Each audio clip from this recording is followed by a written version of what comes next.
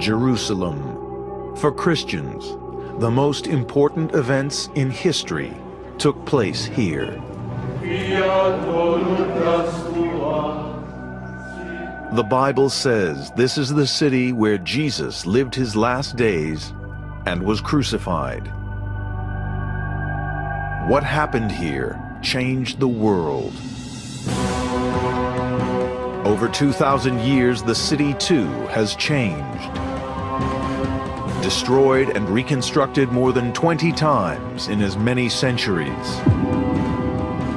Only fragments, traces, and ruins remain of the Jerusalem that Jesus would have known. Now, building on decades of research with state-of-the-art 3D graphic modeling, we can reveal what it would have looked like to him. The streets and gateways through which he would have walked. The complex water system which kept this desert city from thirst. The pools where some say Jesus performed miracles. The temple complex, the heart of the city and of the Jewish faith, where Jesus taught and prayed. An extraordinary piece of engineering that was razed to the ground almost as soon as it was completed. We will reveal the lost world of the Gospels, Jesus, Jerusalem.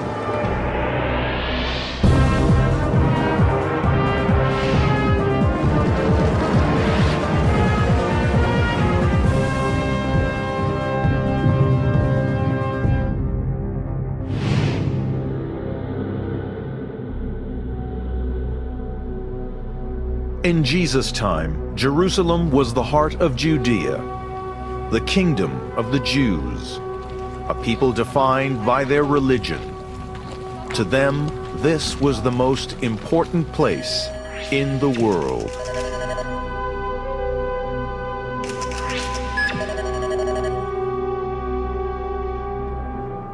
The Gospels describe 3 different occasions when Jesus came to this city. 40 days after his birth, when his parents presented him to the priests in the temple. At the age of 12, when he came to teach. And for the last week of his life. He entered the city walls in triumph and then left them to die on a cross. Jerusalem in the first century is the center of everything for the Judean world. There's a strong contrast between where Jesus has come from and the Jerusalem to which he arrives. His hometown was Nazareth, a small settlement 75 miles to the north. Nazareth had a reputation for being rough and uncivilized. It could not have been more different from Jerusalem. He comes from the country, and now he's coming to the city. If we imagine Jesus coming to Jerusalem for the first time, he must have been absolutely awestruck by this structure which is enormous relative to everything around it. This structure is the Temple Mount.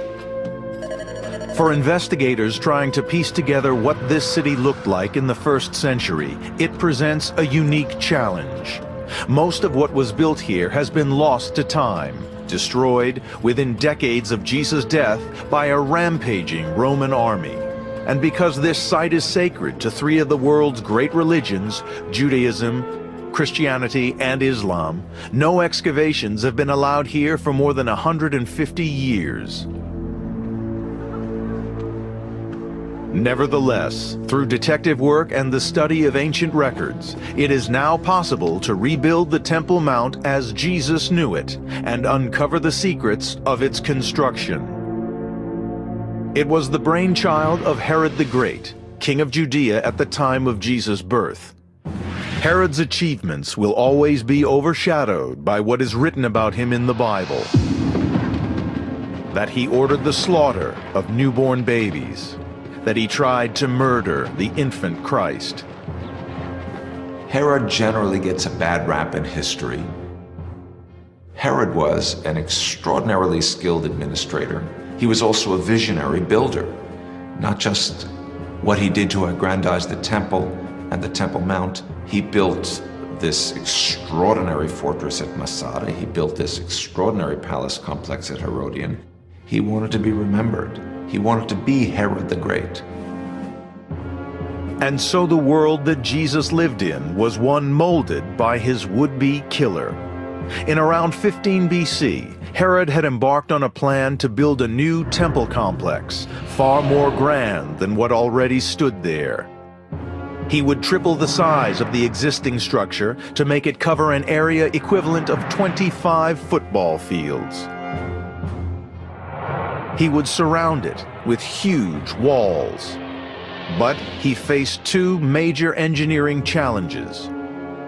Firstly, in Jewish thinking, there was only one possible location for the temple.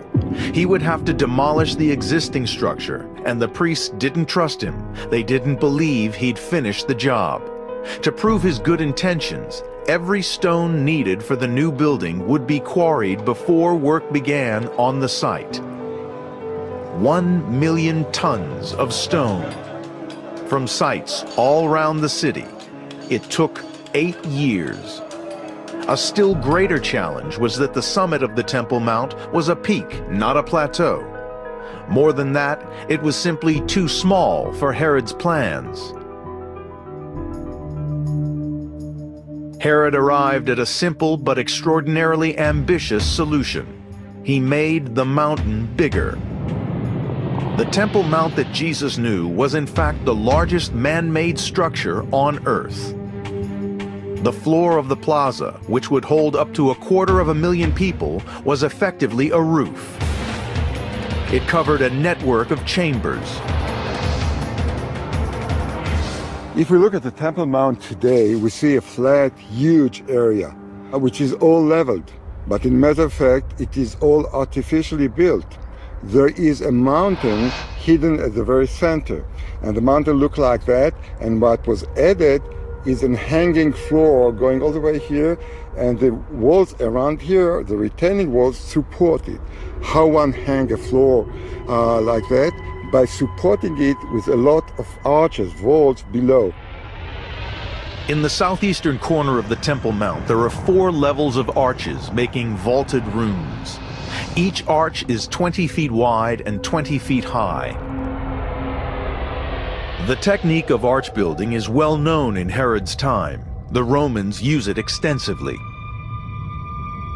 What's different here is that Herod's men used not concrete, but the local limestone. The result was a perfectly executed piece of engineering with 3 major advantages. It was strong enough to carry the weight of tens of thousands of pilgrims. It was long-lasting. It helped it to last almost forever. We are now looking at the building 2,000 years later, and it is still here, and strong and very impressive. It was also light. If Herod had tried the alternative, to simply fill this space with earth or rubble, the weight on the retaining walls would have been far too great. They would have had to have been made even thicker, or they would have collapsed. As it was, the walls that surrounded the Temple Mount were vast. They were 15 feet thick, and rising above the plaza, they stood more than 120 feet high. They were made from hand-carved stone blocks. The Temple Mount is about a mile in circumference. So we can say that a single layer of stone would be, let's say, 800 to 1,000 pieces. On average, each of these stones weighed around 9,000 pounds, roughly the weight of a full-grown elephant. Some were much bigger. Archaeologists have located the largest of the blocks used in the Temple Mount's construction. It can be found in what are called the rabbinical tunnels.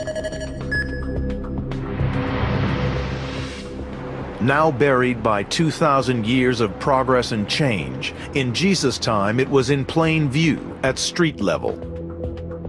Dr. Jody Magnus is a world expert on the architecture of Jesus' Jerusalem. This very large stone is part of what's called the master course. The idea was to stabilize the Temple Mount by incorporating a row of stones that are much bigger, taller, and heavier than all of the other stones. Its size is hard to comprehend. It is 20 times larger than the largest stone used in the building of Egypt's pyramids. It's over 40 feet long, 10 feet high, and weighs over 400 tons. Jesus or any other visitor to Jerusalem would have been confronted by a building of vast, intimidating scale.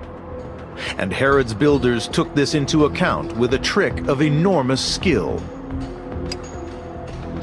Each row of stones, as you work your way up, is slightly set back, slightly offset from the one below. This, first of all, gives a stability to the lower parts of the walls necessary to carry the weight above, and it also creates, or I should say corrects, an optical illusion.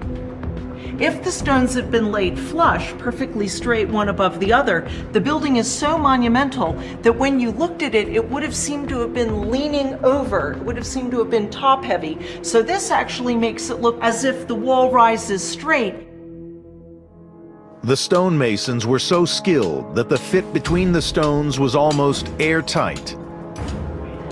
Shimon Gibson demonstrates their expertise. They were able to fit the stones close together.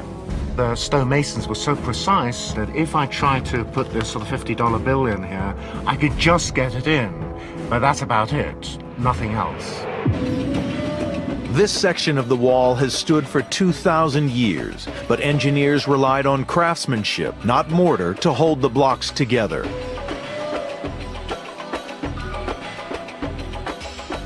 "18,000 people were employed in building these walls. Work began 15 years before Jesus' birth. It was still going on 80 years later. The complex as Jesus knew it was the world's biggest construction site. But we can now create what it looked like on completion, the largest structure on Earth. It stood for only 5 years before a brutal Roman army tore it down. According to the Gospel of St. Mark, Jesus is said to have pointed to the structures on Jerusalem's Temple Mount and said, "Do you see these great buildings? There will not be one stone left upon another that will not be thrown down." 40 years later, these words were proved to be prophetic. The Roman army, suppressing a Jewish revolt, destroyed the temple. The result for modern investigators is one of the most tantalizing challenges of biblical archaeology: to recreate the Holy Temple as it stood in the middle of the Temple Mount. It has taken the work of generations of scientists and scholars to build a picture of what Jesus would have seen when he came here. On entering the Temple Mount, he would move upwards through a series of courts or open spaces. He would pass a sign written in Greek warning all foreigners, meaning non-Jews, that if they passed beyond a certain point, they would be put to death. Then he would be in the court of the women, the last place where women were allowed. This was the outer court of the temple proper, or sanctuary. At the top of 15 semicircular steps was the beautiful gate, leading to the court of the Israelites, and opened only to ritually purified Jewish males. Jesus would not be able to go beyond that point because within the temple itself only the priesthood entered. And the Holy of Holies at the back of the temple, only the high priest entered, and only once on the Day of Atonement per year. Piecing together the evidence from written sources, it's possible to establish what the exterior of this jealously guarded sanctuary looked like. Archaeologists have calculated the height of the temple sanctuary compared to the structure that stands there now, the Muslim Dome of the Rock. The wonderful Islamic building there is exactly half the height of the temple at Herod's and Jesus' time. So this cavernous structure was the height of a 15-story office block. Our investigators want to know how the temple's builders managed to erect such a building with only the very primitive tools and lifting devices available in Jesus' time. It's clear that it would have required vast manpower. The accounts say that since every stone of the building was to be regarded as holy, 1,000 priests were trained as stonemasons. Dr. Guy Steibel believes he can identify evidence of their quarries. One of the exciting things is that this cave preserved so freshly. In an underground cavern 2 miles from Jerusalem, he has found a series of chisel marks. They match the exact shape of the stones used to build Herod's Temple Mount. And what you can see here very clearly, you can see a line horizontally here, and another line goes down here, and you can see the edge of it. Basically, they would use sort of pickaxe, cutting grooves, and then using a crowbar to lever or to detach the stone block from the cave itself, from the wall of the cave, and remove it. Some of these tools are still being used today. But in Jesus' time, the workers didn't have access to trucks or earth movers. You can see very clearly that from the chiseling mark, this is a fairly neat straight line. Once it was removed, you can shape it exactly to the measurement that was required by your architect. And you wish to do it here, because then you have to schlep it, to carry it all the way, whether to the Temple Mount or to another area of construction. If you reduce the waste and all the things that you won't need later on, you have less weight to carry. So they were very, very practical. Transportation required a combination of brute force and innovative engineering. Archaeologist Dr. Ronnie Reich has recreated one solution that the builders used. It's called a metagenes. It's a simple but effective system. The stone block becomes an axle between 2 wheels. 10 men could roll it to and fro. Each one of them actually moved 900 pounds of stone. And this is, of course, a burden that a single person cannot do by himself. So it's with this device that stone was moved. When the stones had been delivered to the site, they still had to be maneuvered into place. On average, each one weighed at least 10 tons. Simple cranes were used to lift them.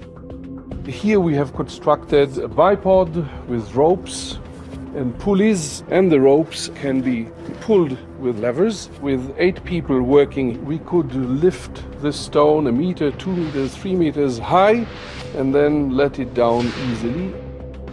The end result would certainly have been magnificent. But one aspect of the temple's construction has always proved mysterious. The writer Josephus says that the temple was covered in marble and gold, and that from a distance it looked like a snow-capped mountain glittering in the sun. Some modern investigators find this hard to believe. And the reason is there's no marble in Israel, in ancient Palestine. It doesn't exist. It all has to be imported from other places like Turkey and Greece. And we have very, very little marble imported to this country in the time of Jesus. It's not until later that marble starts to be imported in any sort of quantities. Hillel Gelva may have found the answer. Deep below the street level of contemporary Jerusalem, he's excavated the preserved ruins of a rich person's house.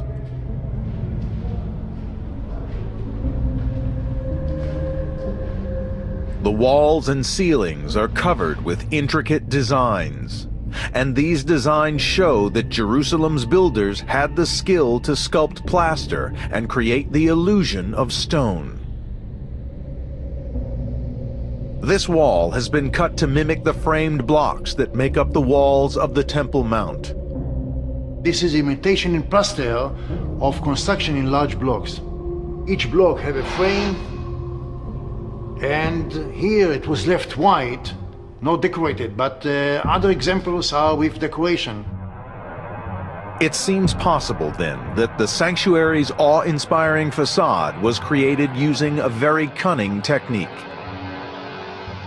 So in my opinion, when our sources describe the temple as being made of marble or covered with marble, what they actually mean is that the building was made of a shining white stone, or perhaps stone covered with a polished stucco. We can now show the temple as it would have looked when Jesus saw it. The focal point of the city, white and gold, with plumes of smoke rising from the sacrificial altars that stood in front of it. The building was a magnet for believers all over the Middle East. When Jesus came to Jerusalem for his last Passover, there may have been 250,000 other visitors there. Jerusalem struggled to cope. And while the pilgrims concerned themselves with spiritual matters, the daily life of this desert city was dictated by something much more basic: the need for water.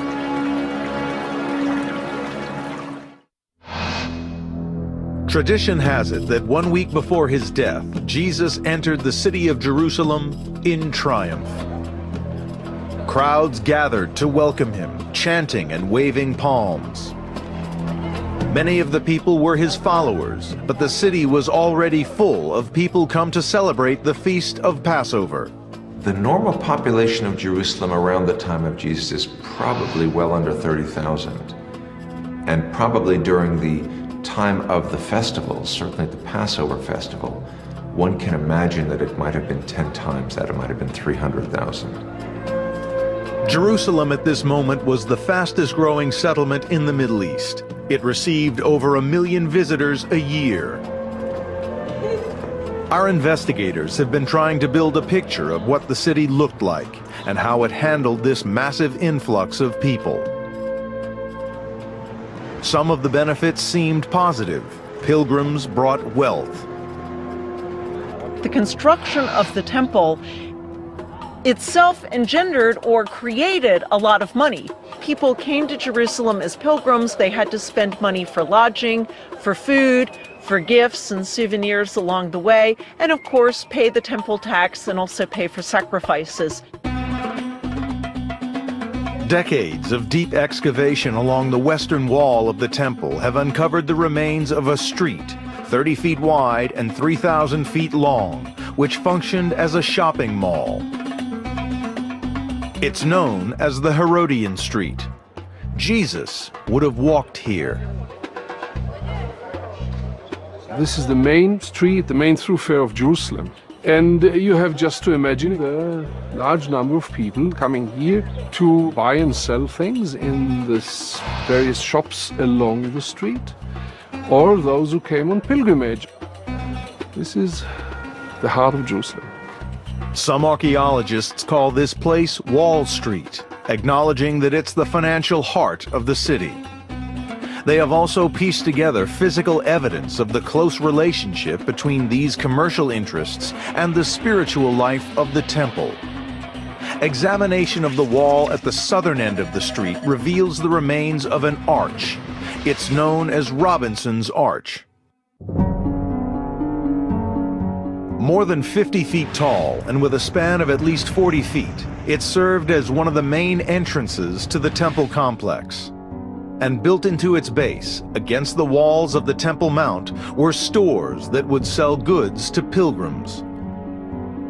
That area, the area below it leading down to the great stairs that leave behind what is called Robinson's Arch, all of that one can imagine just overflowing with commerce. And all of these people, after all, they're heading up to the temple, and meanwhile, all along the way, there are hawkers saying, buy this, buy that. Jesus must have encountered a scene like this as he entered the temple. Furious at what he saw, he set out to confront the authorities for the first time. It's said that he makes his way into the area called the Court of the Gentiles. Like every Jewish male, he had to pay a 2-shekel temple tax. The special coin needed could only be bought from the money changers in the temple complex. They had a reputation for corruption. Yeah, I can imagine that, changing money might lead to fraud, to taking advantage of innocent people from the countryside, etc., who are not used to city life. And he probably was standing aside and looked and watched those people cheating occasionally, and this made him mad. This is the one occasion in the Gospels when Jesus is said to have shown his rage. It's going too far within the temple precincts as far as Jesus is concerned. Get out of here. He made a whip and threw them out, turned round the tables and said, "What you're doing? You are converting my father's house into a cave of robbers." But if pilgrims gave the city its income, they also had to be provided for. And the most valuable resource in Jerusalem was water. Jerusalem was and is a desert city. It stands 2,500 feet above sea level. The nearest river is 25 miles away. How do all those thousands upon thousands of people in Jerusalem get their drinking water? There were 30 rain-filled reservoirs around the city. The largest held a volume of water equivalent to 20 Olympic swimming pools, and yet supply could barely meet demand. They must have crowded around them. They must have waited around them for their turn, because there weren't that many, and there were many pilgrims. People didn't only need water for domestic purposes. They need an inordinate amount of water for purification purposes. They need to be ritually pure to go up to the temple and visit it. As part of daily religious observance, and particularly before going to the temple, every Jew was required to cleanse himself ritually by washing in what was called living water. Jerusalem had many pools designed for this purpose, called mikvahs.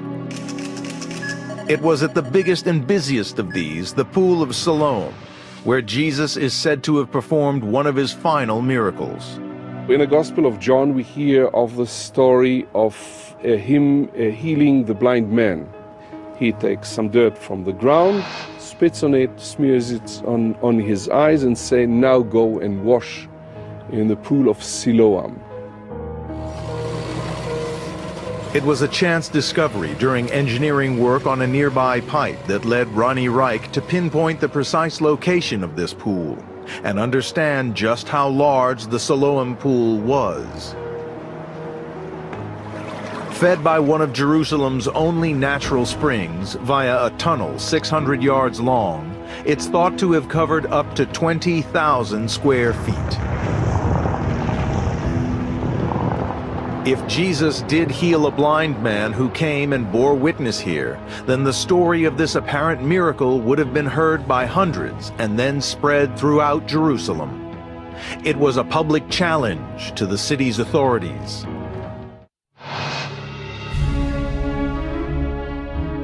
As investigators, archaeologists, and biblical scholars try to understand the unique metropolis that was Jerusalem in the time of Jesus, an extraordinary picture is emerging.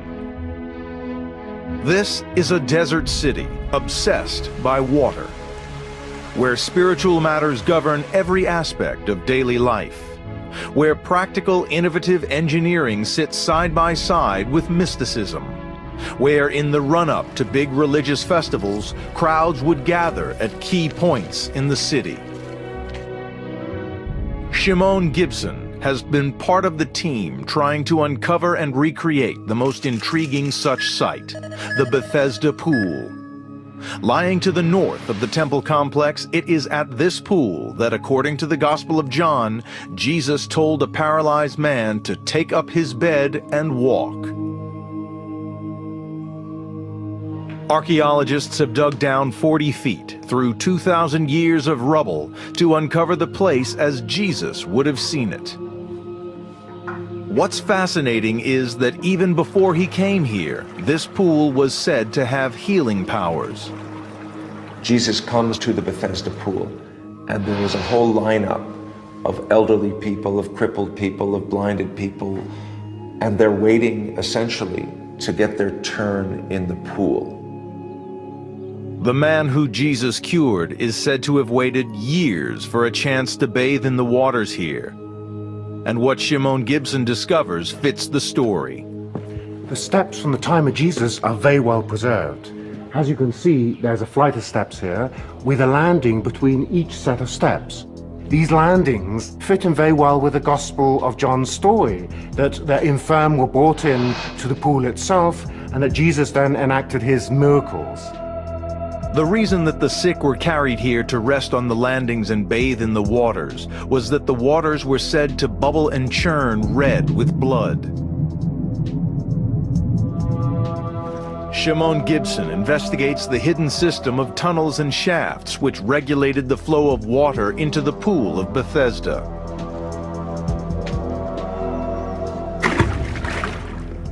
This was what produced the pool's famous bubbling. This is the area of the sluice gates, and you have two openings, one larger one at top, another smaller one at the bottom.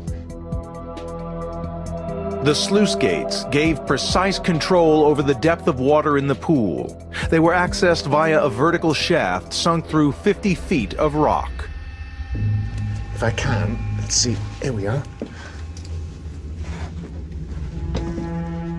So to demonstrate how people would have climbed up and down this shaft, I'm climbing up here, and it's roughly about this level that a pulley system would have been utilized. They would then extract the plug. It was hard work, but it was an ingenious system. Shimon has also found an explanation for the apparent presence of blood in the water. Here in this rock-cut wall, you can see here this fissure, and within the fissure is this reddish soil. Within the barrier wall, within the tunnel which was cut through between the two pools, the soil is even redder. When the water was flying through from the northern pool, those who were coming down to be purified would have thought that perhaps blood was emerging from the water. At the same time, the Temple Mount was often awash with real blood. Because once a pilgrim had made himself ritually pure, his next duty would be to go and offer a beast for sacrifice. At the time of major festivals, such as the Passover, which brought Jesus to the city for the final days of his life, vast numbers of animals would be killed every hour. It was sacrifice on an almost industrial scale. At Easter, Pesach, just imagine several thousands of sheep being slaughtered on a single day. This is the background to Jesus' last days. We have a clear picture of what Jerusalem was like at the time that he was arrested, tried, and killed. But many people want to try and get closer still, to pinpoint the places where these events are said to have played out. It's not just historians and archaeologists. Every year, hundreds of thousands of pilgrims come to the city in the hope of walking where Jesus walked. But through 2,000 years of rebuilding and change, the city has grown, and so have the stories. It's become hard to separate reality from myth. A clear example is the site where Jesus ate his Passover meal. The way in which he is said to have broken bread here has formed a blueprint for Christian services ever since. And that's why so many come to this room, the Senekal, or upper room on Mount Zion, because they believe that it happened here.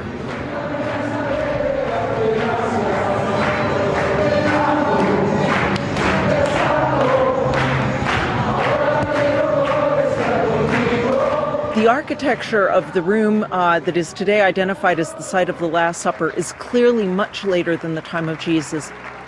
The arches, or the vaults of the room, which are ribbed, are distinctively Crusader in style. And that's an architecture that won't come along for another 1,000 years after the time of Jesus. These vaulted ceilings belong to the 12th century, when crusading European armies were battling Muslim forces for control of the Holy Land. We have no archaeological evidence that the Last Supper took place in this room or even on the site where the room is located. It's just a tradition that has come to identify this spot as the site of the Last Supper. This site was the location of one of the earliest Christian churches, but there's also been a mosque and a host of other buildings here. It's likely the Last Supper was in one of Jerusalem's private houses. It would have looked completely different than the church. Because it would have been in a simple house. The roofing would have simply been flat wooden beams covering the ceiling, and nothing like the arches and vaults that you see today. The Gospels say after the Last Supper, Jesus went with 3 of his disciples to the Garden of Gethsemane. Again, it's difficult to ascertain the precise location, but it's clear that this was at the foot of what is now called the Mount of Olives. Gethsemane means olive press. But the Garden of Gethsemane seems to be a small enclosure up towards what we now call the Mount of Olives, northeast of the Temple Mount, northeast of the city. And that seems to be the place out to which Jesus went to pray on the night before he was captured. After a night spent in meditation, he is seized by men acting for the temple authorities. Jesus is apparently apprehended in the Garden of Gethsemane just before dawn, that darkest hour before the dawn. And the question is, where is he taken? This is the final challenge for investigators, to map the sequence of events known as the Passion of Christ. 2,000 years on, they will try to retrace the path that led to Jesus' crucifixion.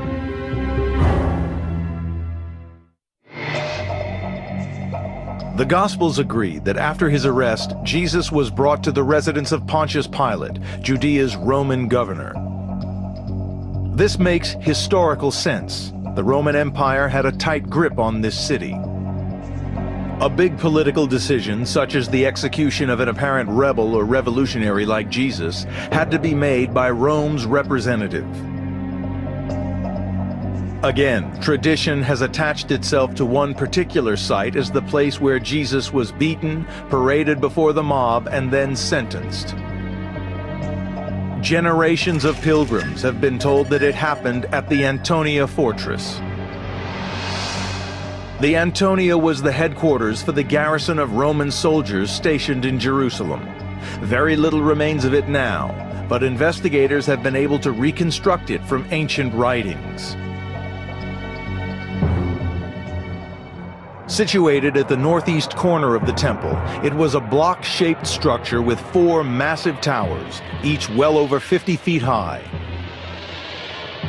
As such a strong image of Roman domination, it's clear why the Antonia came to be associated with Pilate and the trial of Jesus.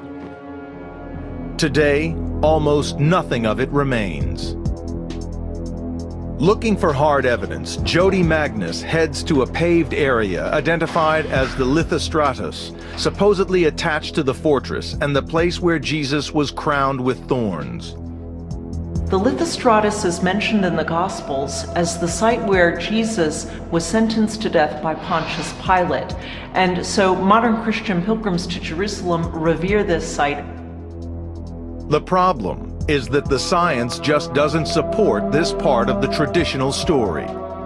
In fact, we know from archaeology that this pavement didn't exist in the time of Jesus. It was laid later in the 2nd century AD by the Emperor Hadrian as part of a marketplace that he built here. For centuries now, pilgrims have walked a route beginning at the Antonia, down which Jesus is said to have carried his cross. This route is called the Via Dolorosa, the Way of Sorrows. By tradition now, we have adopted 14 stations where people stop to remember what Jesus has suffered.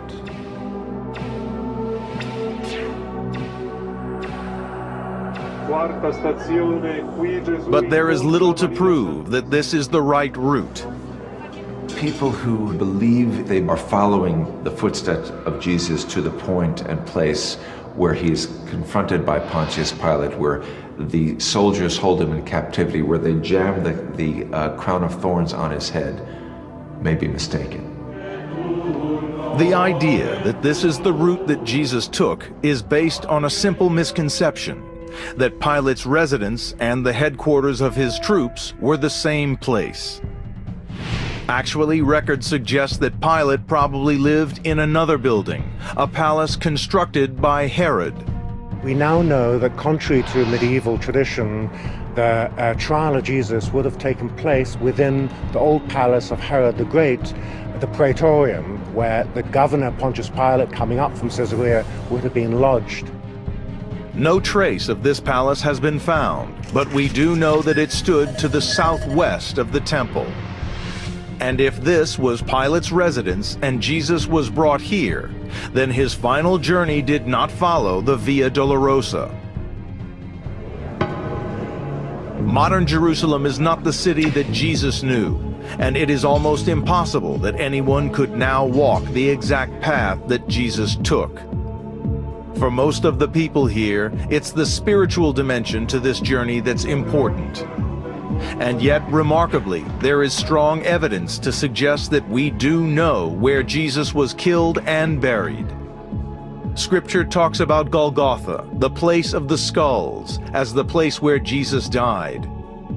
Today, as they have done for 1,500 years, believers say that place was here, where the Church of the Holy Sepulchre stands in the center of Jerusalem.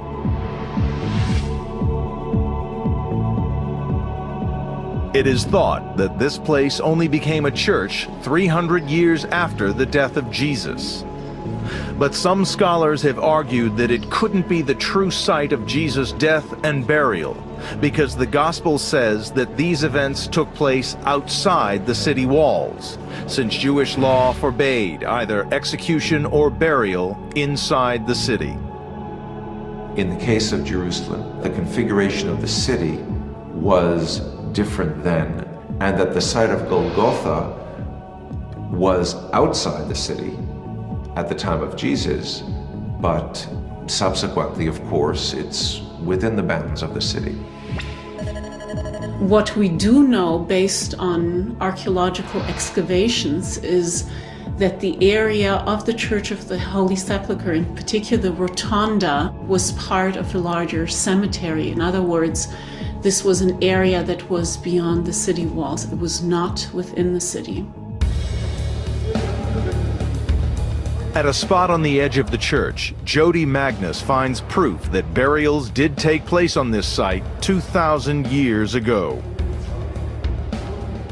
What we see here is an example of a typical Jewish tomb in Jerusalem in the time of Jesus.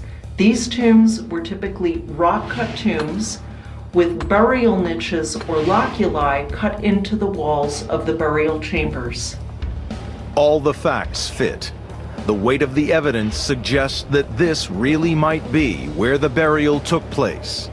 The location of Jewish tombs on this spot is as close as we can get archaeologically to saying that this is the authentic spot where Jesus was crucified and buried.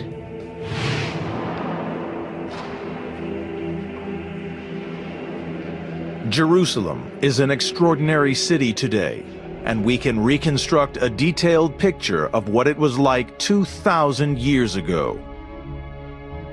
We're capable of reconstructing first century Jerusalem physically and spiritually. Some of those remains we have to dig up. They're hidden underneath the soil, but others are there. They're still a central part of the city of Jerusalem.